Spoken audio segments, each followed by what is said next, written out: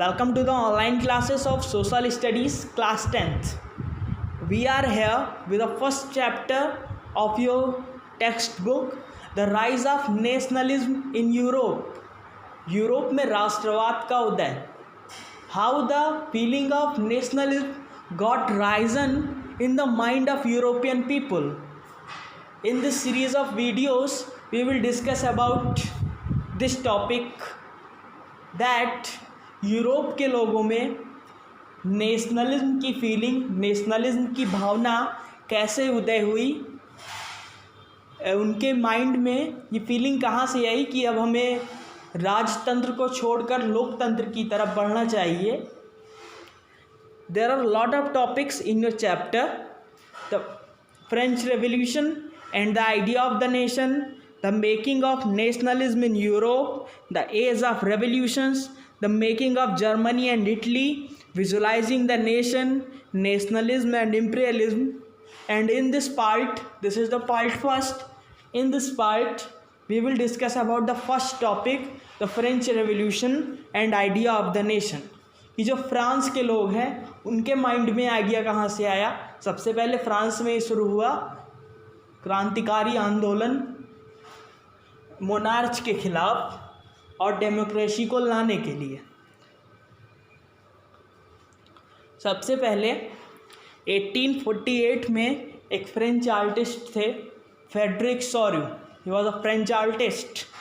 उन्होंने एक पेंटिंग बनाई, सीरीज ऑफ 4 प्रिंट्स के नाम से जाना जाता है इस पेंटिंग को, जिसमें उन्होंने एक ऐसे नेशन का इमेजिनेशन किया, एक ऐसे राष्ट्र की कल्पना की जो डेमोक्रेटिक और सोशल रिपब्लिक हो, जो लोकतांत्रिक और सामाजिक गणराज्य हो, which should be a democratic and social Republic country. तो उन्होंने एक ऐसे राष्ट्र की कल्पना की और उस अपनी पेंटिंग में उनके माध्यम से अपने विचारों को रखने का प्रयास किया. उन्होंने एक स्टैच्यू ऑफ लिबर्टी दिखाई अपनी पेंटिंग में, जो कि एक फीमेल फिगर थी, एक लेडीज़ का, के माध्यम से उन्होंने अपनी भावनाओं को प्रदर्शित किया. ऑलमोस्ट जितने भी फ्रेंच आर्टिस्ट हुए हैं सब ने एक लेडी को ही स्टैच्यू ऑफ लिबर्टी के थ्रू दिखाया है. इसमें उन्होंने दिखाया कि यूरोप, पूरा यूरोप और अमेरिका कि जो लोग हैं वो अपनी श्रद्धांजलि दे रहे हैं स्टैच्यू ऑफ लिबर्टी को. उसमें सभी टाइप के लोग हैं, यंग भी हैं, ओल्ड भी हैं, मेल भी हैं, फीमेल भी हैं, हाई क्लास के लोग भी हैं, लो क्लासेस के लोग भी हैं और मिडिल क्लास के लोग भी हैं. इसका जो लीड कर रहे हैं इसको, वो ज़्यादातर लोग अमेरिका और ऑस्ट्रेलिया के हैं, जो आगे लीडिंग पोजीशन पे खड़े हैं, और उनके पीछे हैं लीडिंग पोजीशन में अमेरिका, ऑस्ट्रेलिया एंड स्विट्ज़रलैंड है, और उनके पीछे हैं France, Germany, Austria, Poland, Ireland, Hungary और रशिया के लोग. इन देशों के लोग पीछे खड़े हैं इस फिगर में. और ऊपर से, मतलब आसमान से, उन्होंने कल्पना की है कि उनके जीसस क्राइस्ट ऊपर से देख रहे हैं कि नीचे क्या हो रहा है पृथ्वी पर.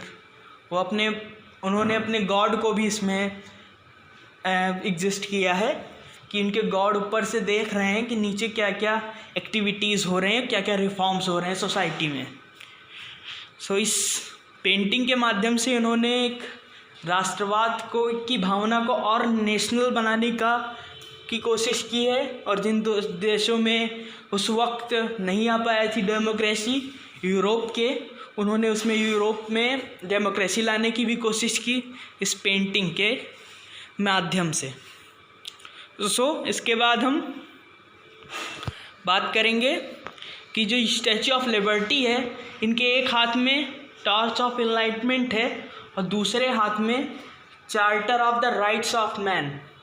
मतलब एक हाथ में ज्ञान की मशाल है और दूसरे हाथ में लोगों के अधिकारों का घोषणा पत्र है. मतलब जो डेमोक्रेसी होनी चाहिए उसमें लोगों के पास समान रूप से ज्ञान उनको मिलना चाहिए और उनके पास समान रूप से अधिकार होने चाहिए। उन्होंने इस स्टैच्यू ऑफ लिबर्टी से ये बताने की कोशिश की है। You can take its screenshot also. This is the part of your chapter, the main points about the painting of Frederick Soru. The French Revolution and idea of the nation. This is your next and main topic of this chapter. कि जो फ्रांसीसी लोग थे, French लोग थे, वहाँ पे जो क्रांति आई, उन्होंने जो राष्ट्र के बारे में, एक नेशन के बारे में विचार किया। The first clear expression of nationalism came with the French Revolution in 1789. सबसे पहले जो रेवोल्यूशन हुआ राष्ट्रवाद का फ्रांस में हुआ 1789 में। तब उस समय फ्रांस में एक पूर्ण रूप से राजतंत्र हुआ करता था 1789 में। तभी ये राष्ट्रवाद के लिए आंदोलन, क्रांतियाँ वहाँ पे शुरू हुई।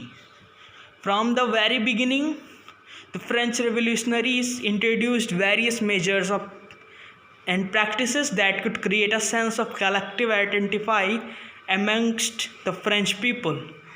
शुरुआत में जो वहाँ के क्रांतिकारी थे, रिवोल्यूशनरीज थे, उन्होंने क्या किया, उन्होंने ऐसे ऐसे एक्टिविटी की, ऐसे ऐसे काम किए जिससे जो वहाँ के लोग हैं उनके दिमाग में राष्ट्रवाद की भावना को भरा जा सके। उनके दिमाग में उनका जो माइंड सेट है वो राजतंत्र से निकलकर लोकतंत्र की ओर आगे बढ़े। That their mind should pursue from the monarch to the democrats, कि वो लोकतंत्र का समर्थन में आ जाए। उनके माइंड ऐसी ऐसी एक्टिविटीज़ उन्होंने शुरू करी कि वहाँ के लोगों के दिमाग के अंदर, मस्तिष्क के अंदर राष्ट्रवाद की भावना को भरा जा सके। उन्होंने इसके लिए फादरलैंड और सिटीज़न को एम्फसाइज्ड किया और एक कॉन्स्टिट्यूशन बनाया जिसमें जो भी समाज के जितने भी वर्ग हैं, जितने भी क्लासेस हैं, सबको इक्वल राइट्स मिले उस सोसाइटी में। और उन्होंने एक नया झंडा बनाया, a new flag that took place, that is replaced by a royal standard flag.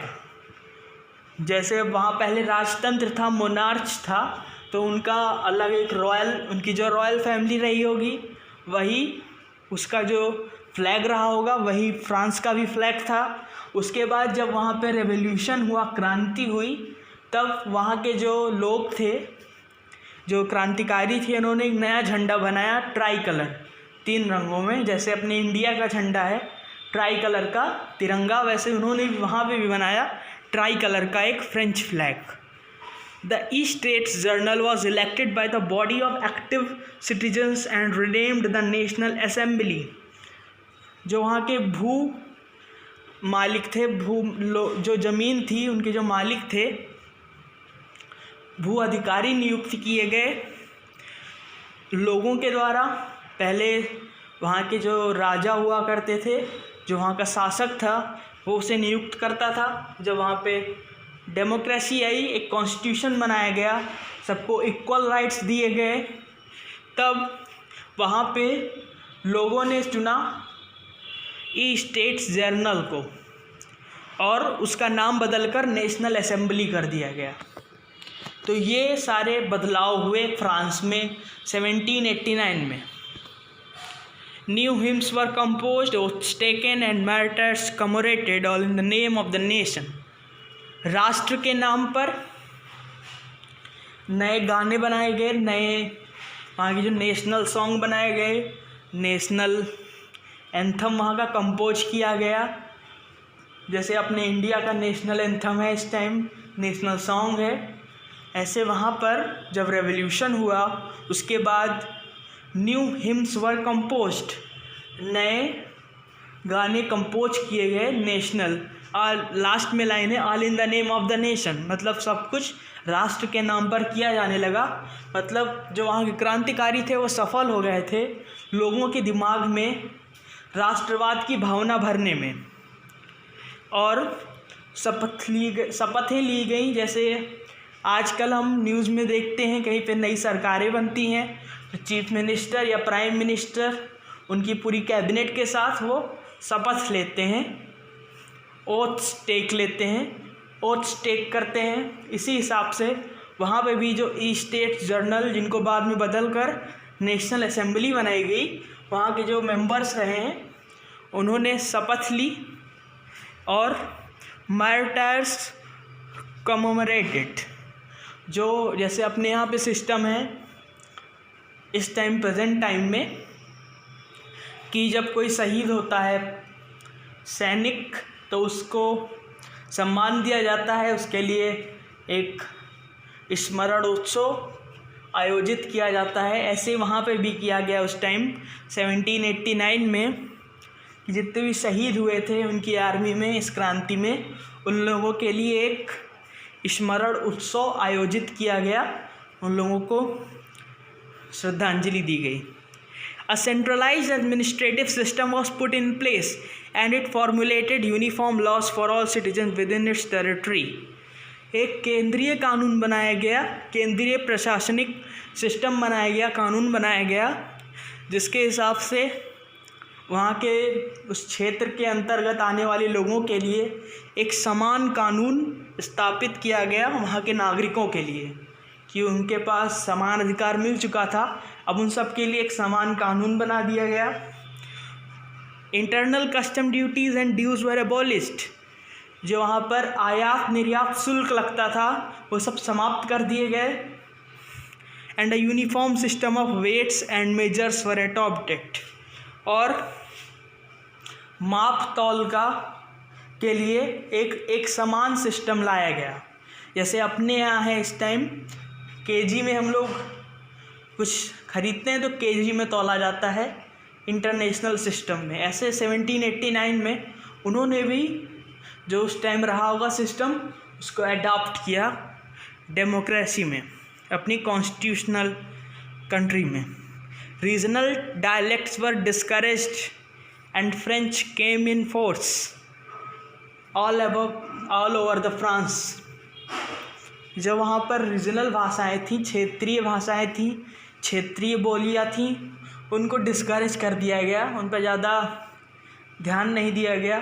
और जो पेरिस जो वहाँ की इस समय राजधानी है फ्रांस की, उस टाइम 1789 में जो वहाँ पर जो भाषा आमतौर पर बोली जाती थी, सरकारी कामों में यूज होती थी, उस भाषा को फ्रांस की राष्ट्रीय भाषा घोषित कर दिया गया। It means French language has decided as a national language of the France.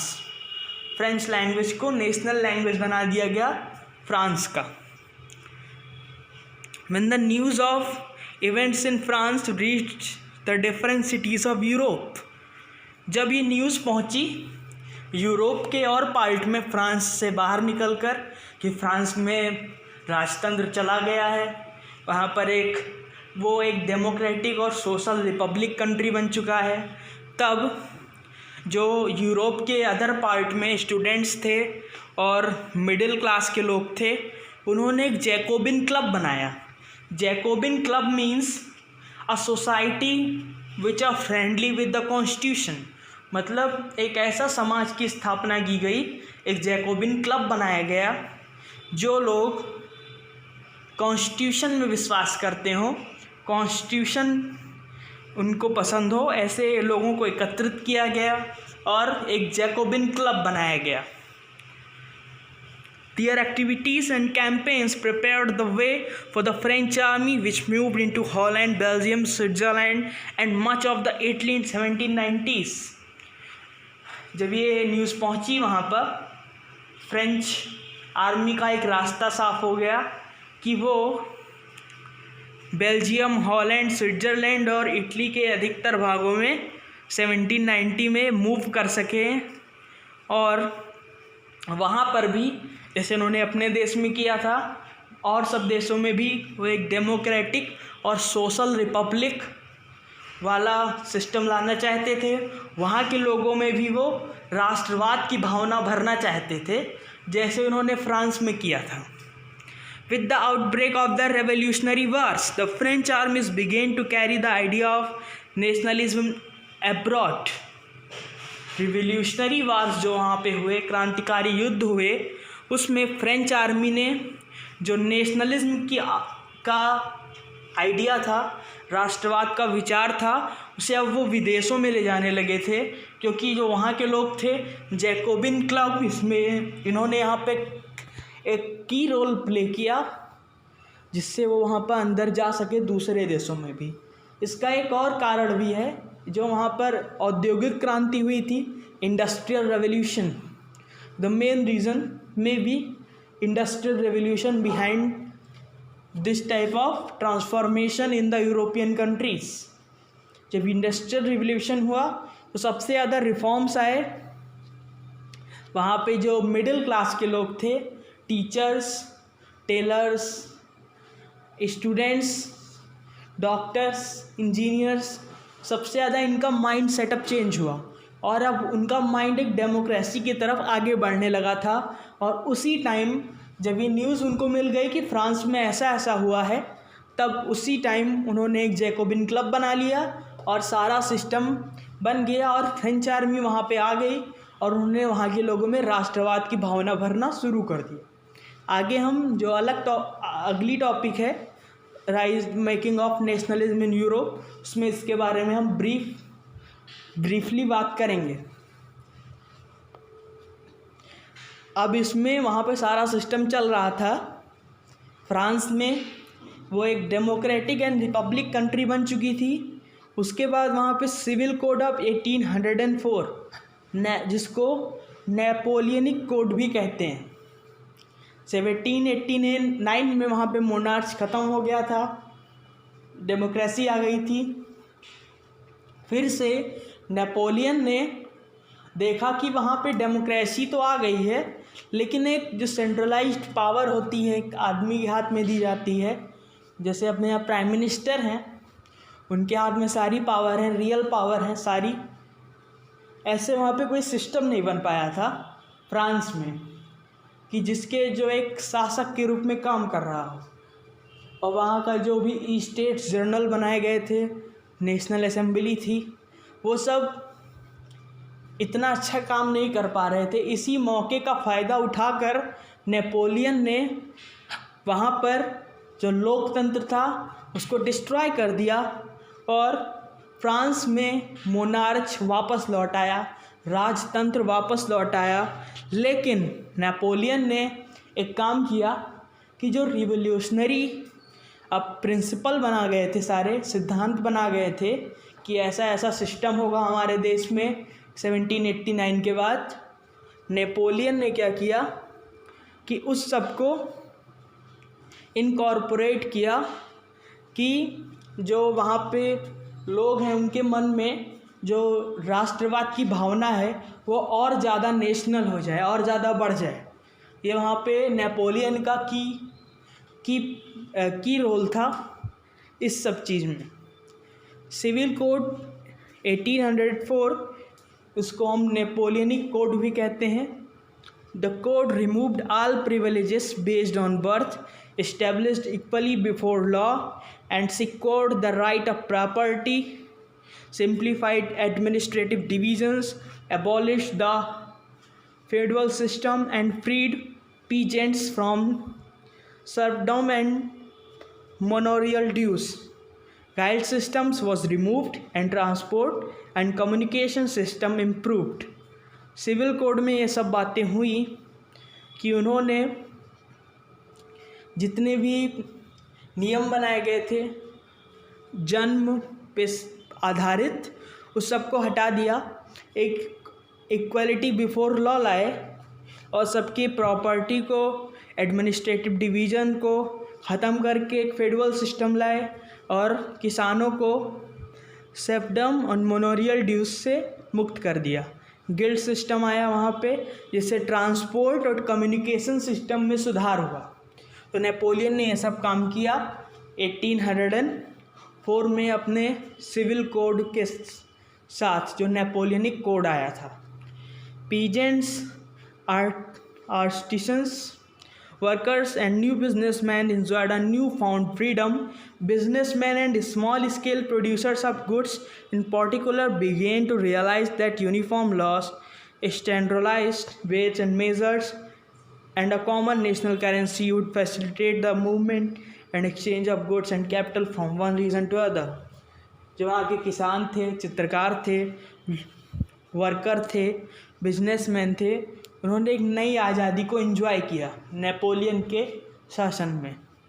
जो वहाँ के बिजनेसमैन थे, छोटे उद्योगकारी थे, स्मॉल स्केल प्रोड्यूसर्स, उन्होंने ये रियलाइज किया, महसूस किया कि जो एक समान कानून आया है नेपोलियन कोड के तहत, इसमें उनका जो बिज़नेस था वो आसान हो गया, क्योंकि उसने पूरे देश में एक ही करेंसी लागू कर दी थी, जिससे लोगों का एक्सचेंज अच्छा हो गया था, वो आसानी से आदान प्रदान कर सकते थे। But the initial enthusiasm soon turn to hostility. लेकिन जो नेपोलियन शुरू में आया, जैसे आमतौर पर भारत में होता है, इस टाइम कोई सरकार आती है, शुरू में अच्छे काम करती है, लोग खुश होते हैं, बाद में फिर वही सरकार का पुराना रवैया शुरू हो जाता है। वही काम नेपोलियन ने किया था। नेपोलियन बोनापार्ट ने 1804 में पहले तो उसने अच्छा काम किया, लोग खुश हो गए उससे, फिर वही पुराना सिस्टम जो लुई वंश में हुआ करता था 1789 में। लुई 16 लास्ट किंग थे अपने डायनेस्टी के, अपने वंश के।